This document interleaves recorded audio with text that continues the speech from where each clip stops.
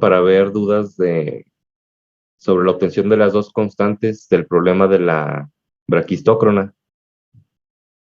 Entonces, pues vamos a ver aquí en un documento de Word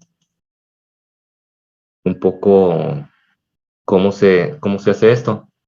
Les había comentado que todas las tareas que les deje van a implicar cosas que ustedes ya conocen y pues yo creo que jamás va a requerir algún método raro, porque sí hay, en matemáticas sí hay muchos métodos que de repente, pues ya cuando uno los ve dice, no, pues nunca hubiera imaginado que se resolvía así o no sé, alguna cosa muy rebuscada, pero yo pues siempre trato de que lo que les dejo de tareas sean cosas que ustedes sí saben ya de sus clases anteriores de matemáticas y física y que complementándolas con lo que vemos en clase pues pueden resolver un problema.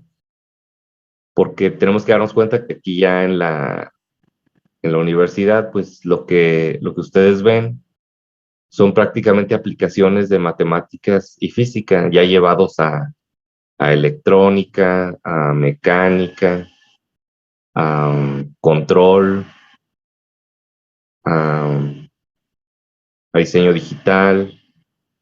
O sea, ya son varias áreas, pero en todo aplican cosas que ustedes ya conocen, nada más.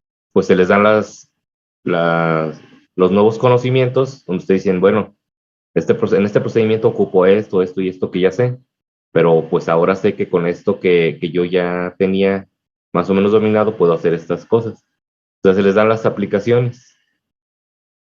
Y cuando sea algo muy complicado, pues ya les diré yo, traten con este método o intenten hacer esto. Les daré ahí un tip en la tarea que les deje.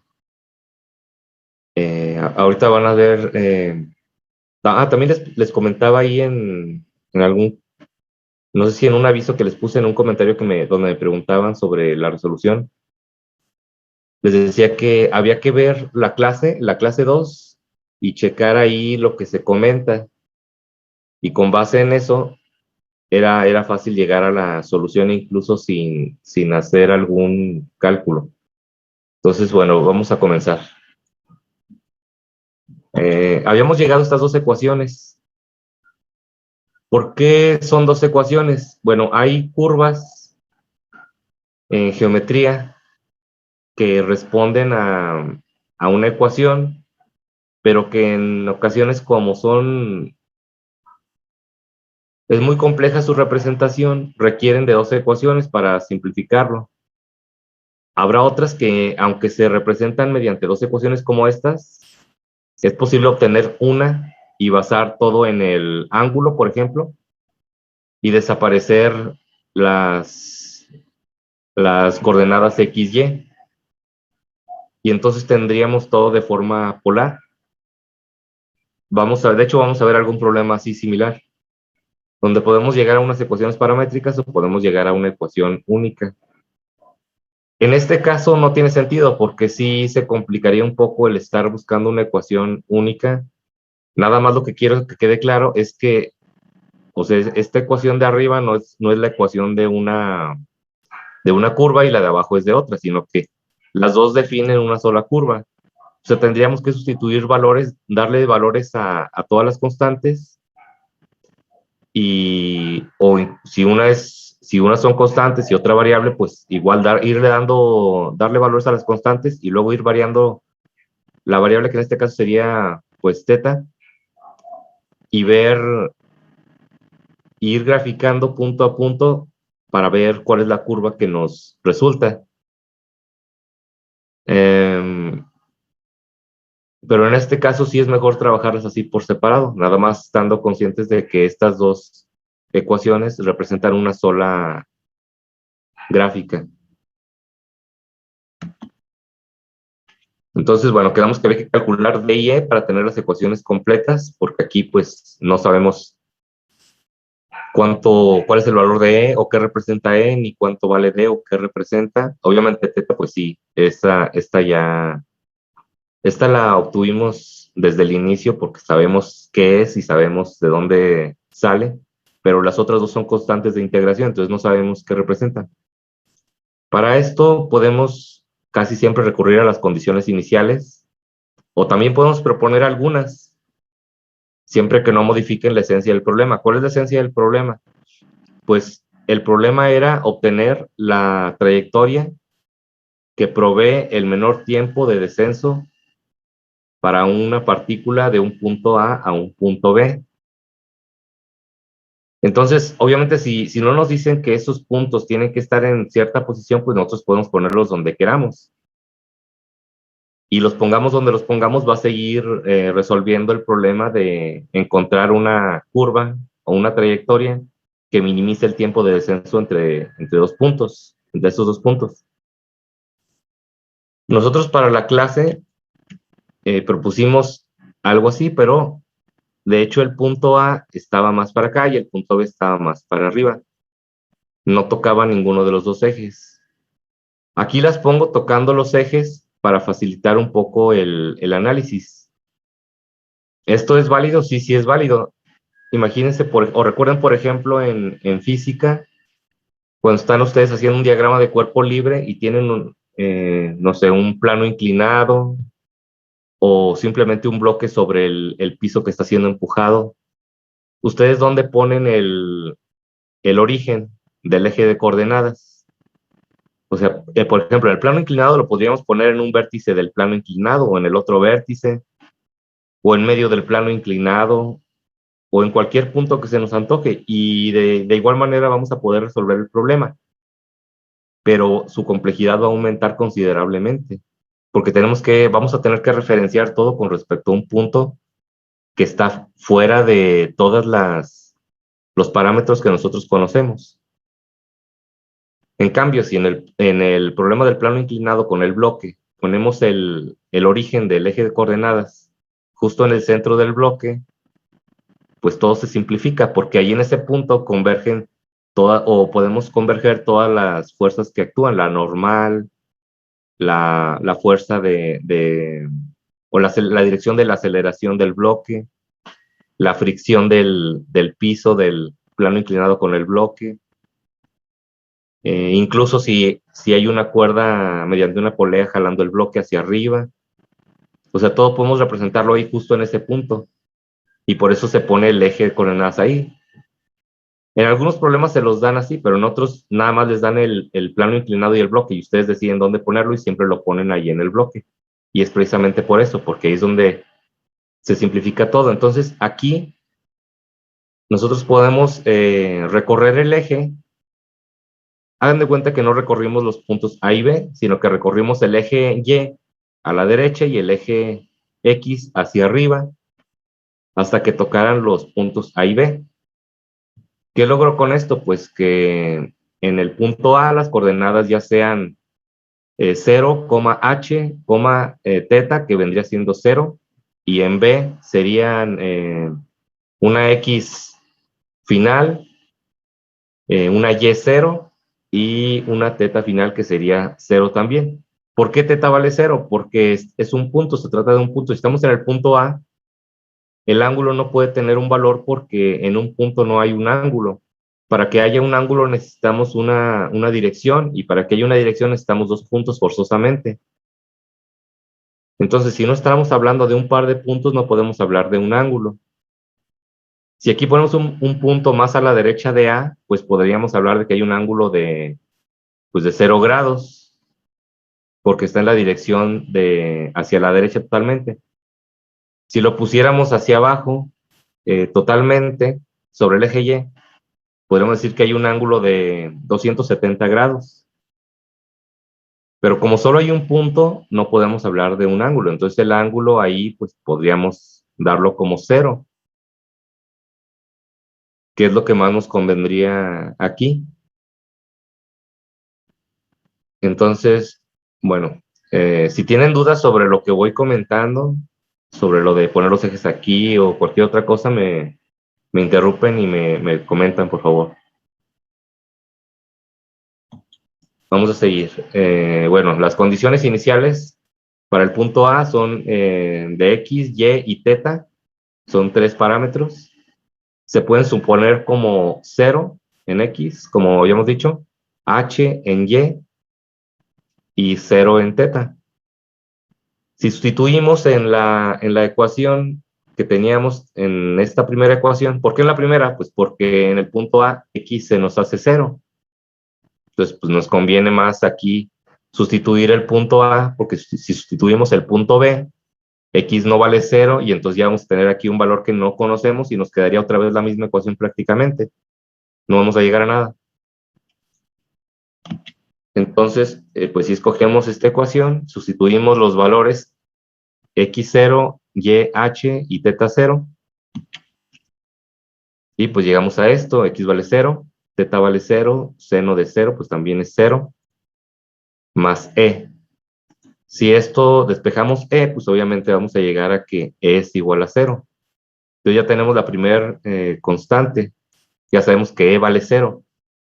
Entonces, por ahora, las ecuaciones se reducen a esto de aquí y esto de acá. Ya no tenemos la e. Ahora, para encontrar la constante d, ¿qué podemos hacer? Pues ya sustituimos los valores del punto A en la primera ecuación. Si sustituimos los valores del punto B en la primera ecuación, pues ya dijimos, nos va a quedar ahí otra vez la ecuación sin poder hacer nada. En cambio, si sustituimos el punto B, bueno, si sustituimos el punto A en la segunda ecuación también, no nos va a ayudar de mucho porque y tiene un valor, es h. Entonces a lo mejor se nos va todo a indeterminar ahí, o a llegar otra vez a 0, 0 igual a 0, no sé. Entonces es mejor sustituir acá, donde y vale 0, y ver a qué llegamos, que sería algo similar a lo que hicimos aquí. Entonces, pues vamos a ver con otra ecuación y sustituimos el punto B. Esa es la ecuación de y. Sustituimos y igual a 0 aquí. ¿Y qué más? Y el ángulo, pues que sería 0 para este punto también, porque damos que es un punto, no tenemos un punto anterior que nos indique alguna dirección. Entonces, en un punto siempre pues, el ángulo puede ser tomado como 0. Entonces sería 1 menos coseno de 0, pues es 1. O sea, quedaría 1 menos 1, entonces ya pues todo se nos vuelve 0. ¿Y llegamos a qué? Pues a que h es igual a 0. Todo esto de acá se hace 0, nos queda h igual a 0. Entonces de la segunda ecuación, con las condiciones iniciales, llegamos a que h es igual a 0, y esto es coherente, porque si fijan aquí, pues obviamente la altura a la que está la partícula en este punto, pues es 0. H vale 0. Eso nos da a pensar, por un lado, que este planteamiento pues es correcto, y por otro, nos hace ver que no vamos a llegar a obtener el valor de D. ¿Qué quiere decir esto? Pues que si ya sustituimos todas las condiciones iniciales, podemos incluso irnos a la derivada. ¿Qué pasa con la derivada de X? Pues sería la velocidad en X, ¿no? Si derivamos X, obtendríamos la velocidad en X, pero si lo hacen y tienen curiosidad en hacerlo, pues vamos a llegar otra vez a que es igual a 0 y no vamos a obtener el valor de D. Igual si aquí obtenemos la derivada de Y, e incluso si obtenemos la velocidad tangencial en cualquier punto, que sería la raíz cuadrada del cuadrado de estas dos velocidades, si es que derivamos X y Y, tampoco vamos a llegar a nada. Porque digo, en el punto A ya sabemos que la velocidad inicial es 0.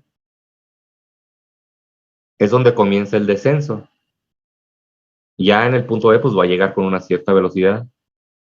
Pero en el punto A, la velocidad sería 0. Entonces nos podría permitir aquí hacer algunas sustituciones, pero si lo hacemos, vamos a ver que no llegamos a nada. Entonces, ¿esto qué quiere decir?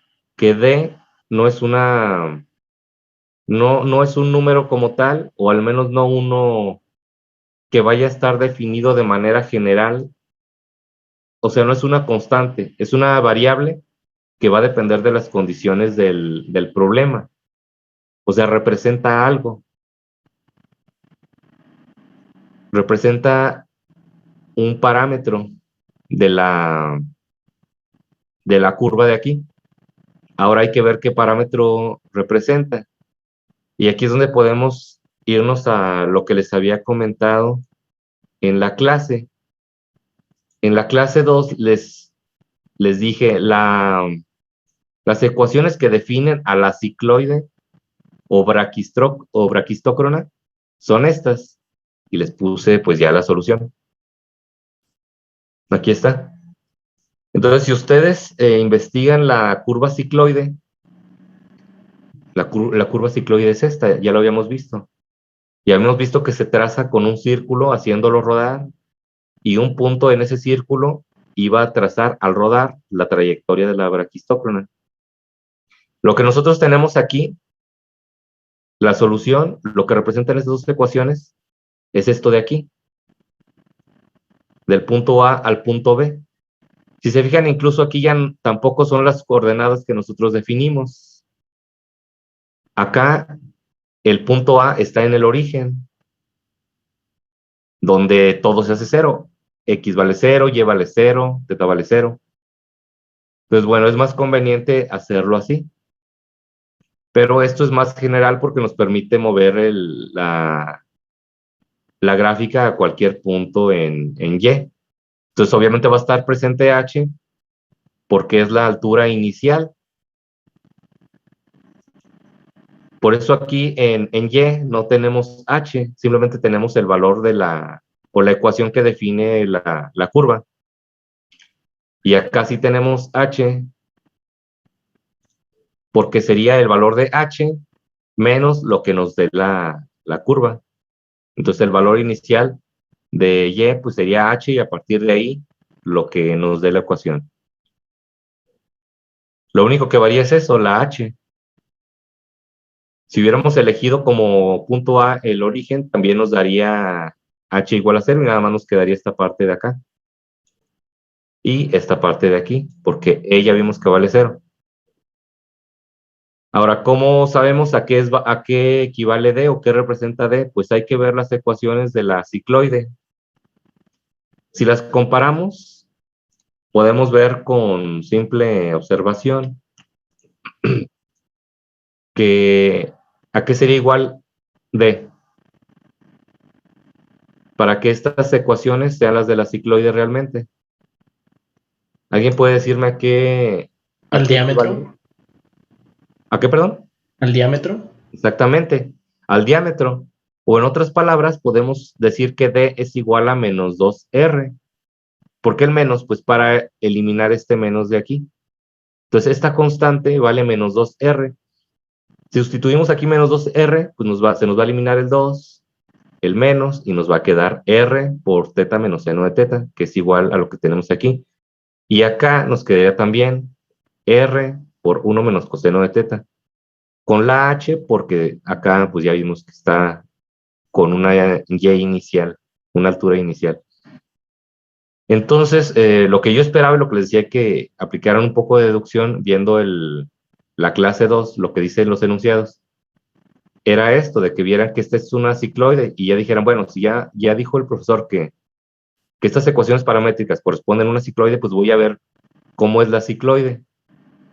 Y pues ya investigando un poco pueden llegar a llegar a esto. Igual se los pueden poner en otro lado, pero siempre va a ser la misma curva y siempre van a ser las mismas ecuaciones. Entonces ya de aquí pueden decir, su solución puede ser con un manejo matemático de las dos ecuaciones, sustituyendo las condiciones iniciales, se llega a que E es igual a 0 y para la obtención de D se recurre al hecho de conocer que las ecuaciones pertenecen a la curva cicloide y a que el par de ecuaciones paramétricas que la representan son estas dos, y entonces por observación se deduce que D es igual a menos 2R para que estas ecuaciones correspondan efectivamente a la cicloide. Eso sería lo que harían. Ahora, vamos a ver para que sea un poco más gráfico, porque aquí a lo mejor queda, aunque ya les había comentado lo del círculo que se hace rodar a través de un eje X imaginario y va trazando la cicloide, pues vamos a verlo de manera más gráfica. La cicloide se traza así. Es un círculo de radio R, el cual al girar sobre un eje imaginario X y escogiendo un punto del círculo, va a trazar, al girar sobre ese plano X, una cicloide. Aquí se puede ver que cuando da un giro completo el círculo, comienza aquí, comienza a girar y da un giro completo, y en el momento en el que gira por completo, traza la cicloide entera. Ahora, también podemos ver aquí, si se fijan, este punto al girar va a llegar a un punto máximo, y el punto máximo, ¿a qué sería igual?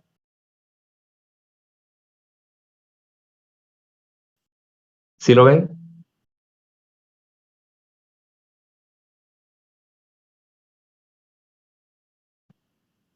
Es al diámetro, ¿no? Ajá, exactamente.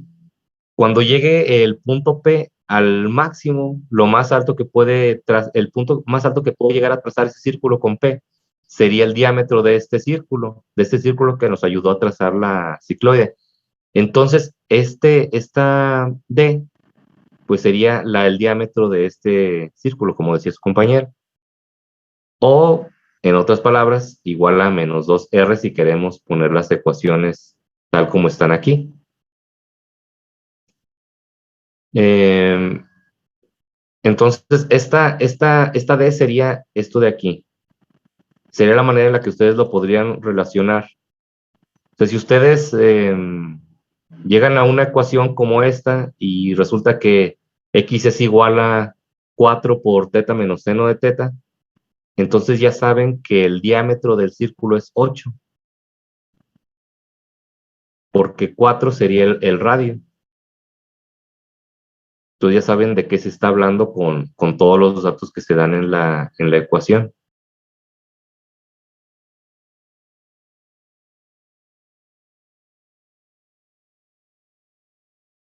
Ahora, obviamente cuando se dedujo la solución de esta curva, pues tal vez no se conocía la existencia de esta curva. Se conocía a lo mejor la parábola, el semicírculo y muchas otras curvas, pero la hipérbola, no sé, la elipse, pero tal vez no se conocía esta curva. Y experimentalmente o matemáticamente se pudo llegar a concluir pues que la obtención de esta de manera gráfica, analítica, ya sabemos que es así. Porque si nosotros graficamos esto y le damos un valor, aunque no sepamos qué es D, no sepamos qué es el diámetro, pero decimos, bueno, D va a valer 5. Ok, voy a ir variando el ángulo y voy a ver qué obtengo. Pues van a obtener esto de aquí. Entonces, aunque no hubieran sabido que es una ciclode, hubieran llegado a esto. Ahora, ya que llegaron a eso y la graficaron, pues es cuando se empieza a experimentar tal vez y a ver que esto corresponde a, al movimiento o al trazo de un círculo al girar sobre el eje X, y cuyo punto más alto sería, pues obviamente, el diámetro. Y entonces ya se podría relacionar esta D, que al principio le dimos un valor arbitrario, ya decimos, ok, pero T sí es algo que podemos relacionar con algo. No es nada más que valga 2 o que valga 4, que valga 5. Ese valor es de un círculo, es del radio de un círculo que ayudó a trazar esa cicloide. ¿Alguna duda?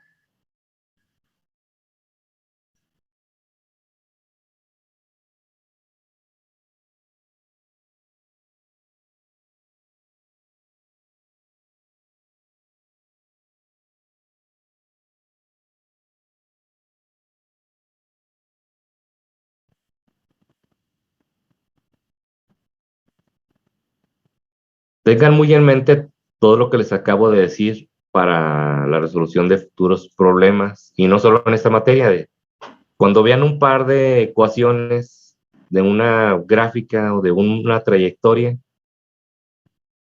siempre tengan en mente que aquí está implícita no solo la posición, sino la velocidad y la aceleración, que si derivamos esto, vamos a obtener velocidad. Si derivamos otra vez, vamos a tener aceleración. Que esto es velocidad en X si lo derivamos, que esto es velocidad en Y si lo derivamos, y que para obtener la velocidad tangencial en cualquier punto, pues sería obtener la raíz cuadrada del cuadrado de las dos velocidades en X y Y. Todos esos conceptos van a estar aplicándolos, les digo, no solo en esta materia y no solo en movimiento, también en cuando vean, pues no sé, circuitos eléctricos o en mecánica, en hidráulica. O sea, siempre que vean unas ecuaciones, deben de dar por hecho que pues, obviamente estas ecuaciones implican más información que la que tienen en apariencia y que al derivarlas nos van a dar otros parámetros que nos aportan datos del problema. En este caso no sirve de nada derivar y obtener la velocidad en X y Y, aunque sepamos que es cero porque es un punto donde va a iniciar el movimiento, no nos ayuda a resolver el valor de D ni de E, pero va a haber otros problemas en los que sí. También tengan bien presente esto que les comenté de que los ejes se pueden mover a donde nos favorezca más, siempre y cuando no alteremos el problema. ¿Qué sería alterar el problema? Por ejemplo, si nosotros ponemos el punto B acá abajo, sobre el eje Y también, igual que el A, pues se convierte en un problema de caída libre. Totalmente. Y jamás vamos a llegar a que la solución pues es una curva porque pues aquí se ve físicamente que es una recta y es caída libre. Y la trayectoria pues obviamente de mayor velocidad pues va a ser la recta aquí sí. Pero sí deben tener pues en mente que el eje de coordenadas siempre y cuando no modifique la esencia del problema se puede trasladar al punto que nos favorezca más. Y casi siempre es uno de los puntos donde convergen más datos o donde se nos eliminen más datos.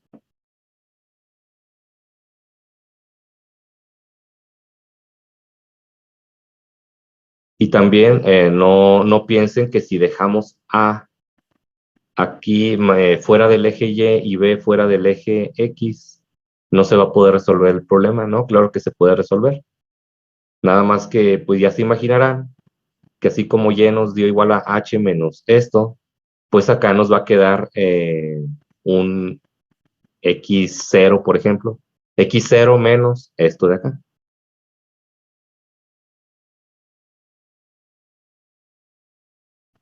Esa sería la única diferencia, pero igual llegaríamos a la solución.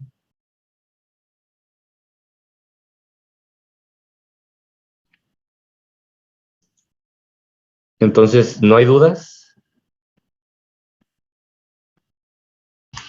Profe, Sí. ¿me podría volver a explicar cómo planteó las condiciones iniciales para el problema? Sí, nos vamos aquí al punto A. Quedamos que los ejes los podríamos incluso mover al punto A y sería 0, 0, 0. Pero para no modificar más y pues que se confundieran un poco, pues lo único que hice fue recorrer el eje Y hasta tocar el punto A, recorrer el eje X hasta tocar el punto B, y con eso las coordenadas en A serían X igual a 0, Y igual a H y teta igual a 0.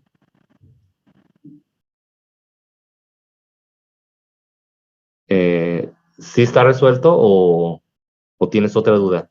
Sí, la parte de cuando estaba explicando lo de que teta no podía valer nada porque no estaba entre dos puntos, ahí como que me confundí un poquito. Ah, ok. Bueno, lo que pasa es que si tienes un punto, por ejemplo, aquí el punto que tenemos aquí de la oración final, del primer renglón, ahí, ¿qué dirección podemos decir que tiene ese punto? Pues no podemos hablar de dirección porque no estamos hablando de que tenemos un punto inicial o un punto final. O sea, no decimos, este punto viene de este lugar o de esta coordenada o va hacia esta coordenada. Necesitaríamos forzosamente dos puntos para hablar de una dirección. Cuando ya tenemos dos puntos, tenemos una recta, y cuando tenemos una recta, tenemos una pendiente, y esa pendiente implica un ángulo. Si solo tenemos un punto, pues obviamente no podemos hablar de un ángulo. Y en este punto podríamos rotar el punto hacia arriba, hacia acá, que obviamente ya sabemos que no implica nada porque es un punto. Pero podemos darle el ángulo que queramos y no modificamos el problema. ¿Por qué? Pues porque no se ha movido el punto ahí. Ya si tuviéramos dos puntos y decimos que el ángulo es cero, tendríamos que asegurarnos de que el punto está a la derecha de A, totalmente formando una paralela al eje X, para poder decir que es un ángulo cero. Pero si no es así, pues tendríamos que ver qué ángulo es, tendríamos que obtener mediante geometría analítica, con las coordenadas de un punto y de otro, la pendiente y con ello el ángulo. Pero pues sí, un punto en sí no puede tener una dirección. O puede tenerla, pero no, pues no nos afecta, al menos en el análisis en ese punto. Ya nos afecta cuando ese punto se desplazó hacia algún lugar.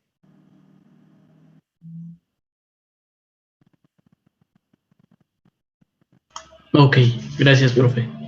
Ok. Sí, el ángulo solo nace con la existencia de una recta. Y pues la recta necesita dos puntos, es la unión de dos puntos, la línea recta. Y pues aquí solo tendríamos un punto, no podríamos hablar de un ángulo. Pero aquí en este punto nada más. O en cualquier otro punto, pero en un punto en específico no podemos hablar de un ángulo. Entonces, bueno, es por eso. Y les digo, o sea, la verificación de que el planteamiento es correcto es el hecho de que obtuvimos pues los datos eh, que sí nos llevan a la representación de la cicloide. Mediante ese planteamiento tuvimos que es igual a cero, que efectivamente es igual a cero, y también obtuvimos acá que h es igual a cero en el punto B. O sea, obtuvimos un dato que es coherente con las condiciones que presenta la gráfica. Aquí en el punto B, pues h, o la altura a la que se encuentra la partícula, porque o sea, no se confundan con que son dos partículas. Estamos hablando de una sola partícula que va del punto A al punto B. El círculo está ejemplificando esa partícula y lo rojo está ejemplificando la trayectoria que no conocemos, por eso la puse así. Ahorita ya sabemos que es algo que va así.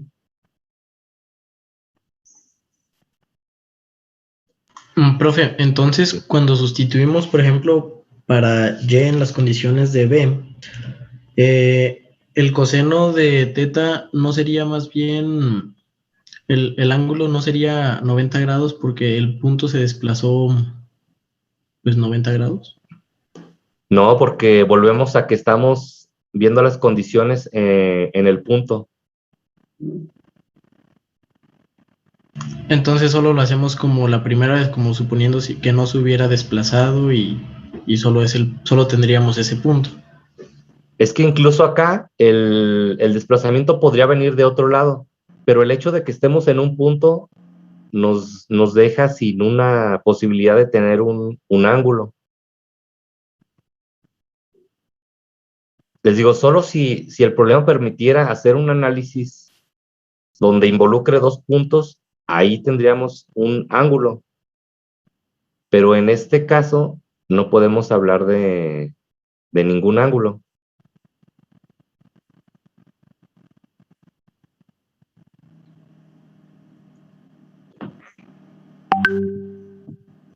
Si siempre que se hable de un punto no se puede pues tener un ángulo, o al menos no se puede saber, o no afecta el ángulo que pongamos ahí.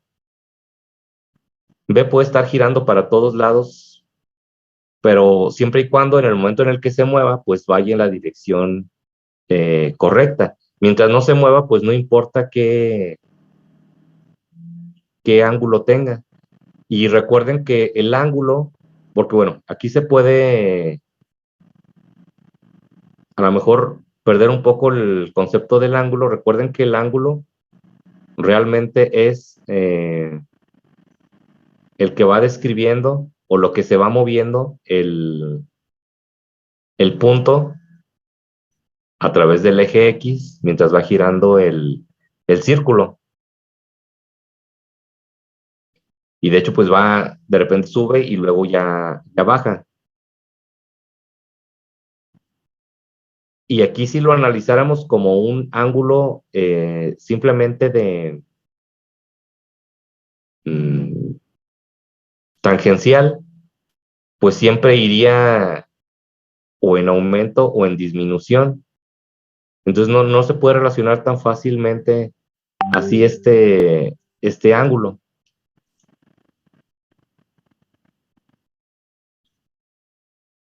Y, y pues sí, no es tanto como que de aquí el punto se va a ir hacia acá o hacia acá o hacia acá, porque pues les digo, finalmente es un punto y si el análisis se hace en ese punto, pues tenemos que, pues no sé, saber que teta no va a afectar en nada el análisis ahí.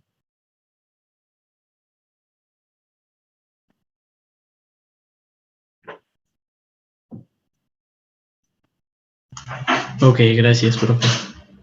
Sí, de nada.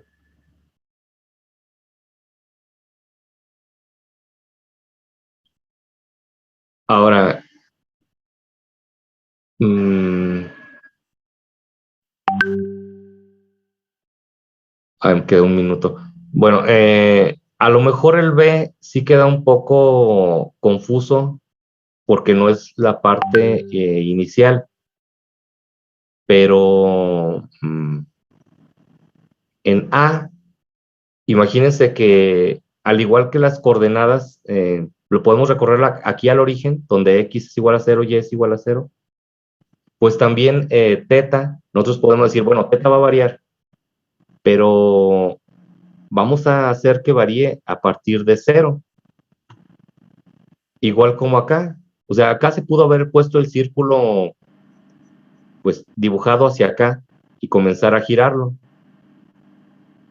O haberlo puesto abajo. Pero pues nos conviene tomar en cuenta que, o suponer que el giro comenzó a partir de 0. Y les digo, esto no lo sabemos hasta después. Cuando llegamos a estas ecuaciones no sabemos que teta es el ángulo del círculo que gira y que r es el radio del círculo que gira. Lo único que podemos hacer nosotros es basarnos en la información que nos dan los puntos.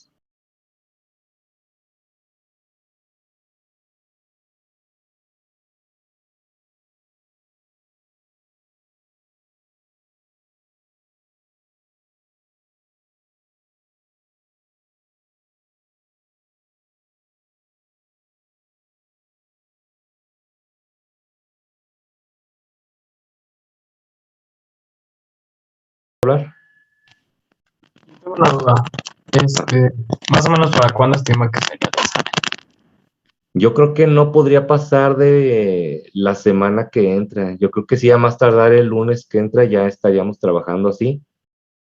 No creo que sea antes porque sí tiene que coordinar varias cosas, hacer algunos roles y creo que es algo que va a requerir de un poquito de tiempo.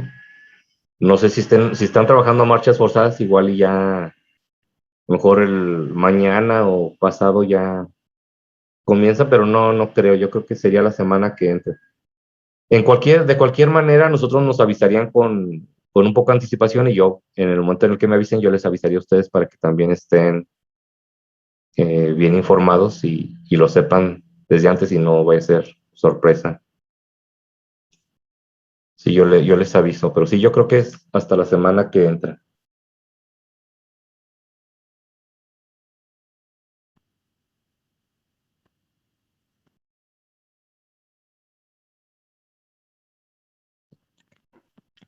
Ok, gracias. Sí, no hay de qué. Les digo, yo para comodidad de ustedes, y no comodidad, sino que no tengan problemas con las clases, ahí me gustaría subir las clases a la plataforma, hacerlas, subirlas, que ustedes las chequen y en las sesiones solamente que expresen sus dudas. Así si no pueden asistir, pues nada más digan, ok, pues no pude ir, pero pues ya iré a la próxima y pues veo la clase y ya. Y no pasa de ahí, o me ponen el comentario en la plataforma, yo leí la clase y no entendí esto y ya yo ahí les explico. Pero lo que sí puede cambiar es que a lo mejor nos dan la instrucción de que las clases tienen que ser pues totalmente activas.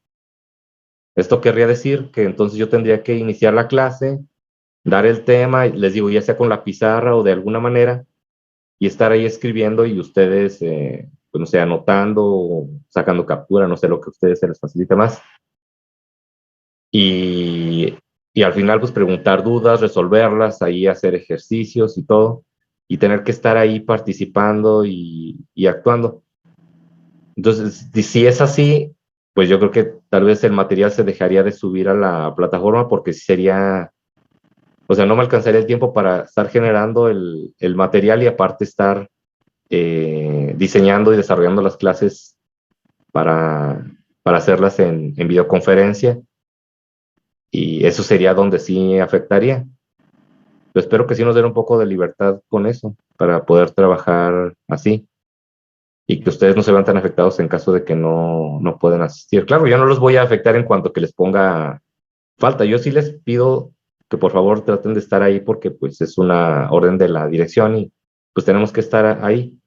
Traten de estar la mayoría, pero sí, o sea, yo no voy a decirles ya tuviste 3 faltas y esto porque pues precisamente sería incoherente porque les estoy diciendo que yo entiendo que no todos ustedes pueden hacerlo. Entonces, pues no voy a reprobar a nadie por faltas ni nada. Pero sí traten de estar la mayoría, de apoyar en eso y pues esperamos que las indicaciones sean lo más favorables y nos permitan trabajar así como les dije. Y pues ya les aviso.